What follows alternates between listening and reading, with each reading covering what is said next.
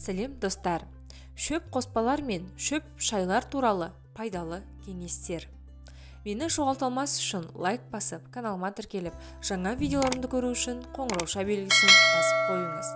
Алдағы уақытта денсаулыққа пайдалы кеңестермен көбірек бөлісетін боламын. Шөп шайлардың кейбіреулерін демдеп ішуге болса, кейбіреулерін қайнатып ішу керек. Бұл екі түрлі әдіс бір-бірінен өте ерекшеленеді. Өсімдіктердің ағаш, қабық, тамыр сияқты бөліктерін орташа уақытпен 30 минут қайната отырып дайындау керек. Өсімдіктердің жапырақтары, гүлдері сияқты бөліктерін тұндыру арқылы дайындау керек және қайнату уақыты шамамен 5-20 минут болуы қажет. Әрбір өсімдіктің шайы болмайды. Өсімдік компоненттері ыстық суға төзімді болуы қажет. Егер шөп шайлар емдік мақсатта қолданылса, қант қоспау қажет. Қант шайдағы белсенді ингредиенттермен әрекеттесе алады. Балды болса 40 градустан төмен температурада қосу керек.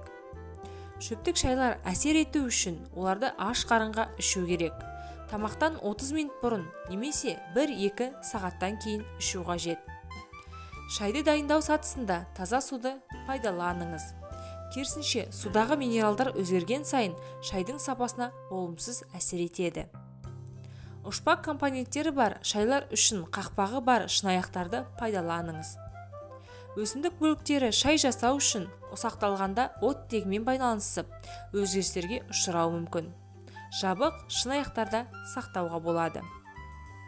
Қазақша каналдың дамуына үлес қосып, лайк басып, комментарий жазып, видеоның соңына дейін қарап, жақындарыңызбен бөлісе отырыңыздар. Назарларыңызға үлкен рахмет.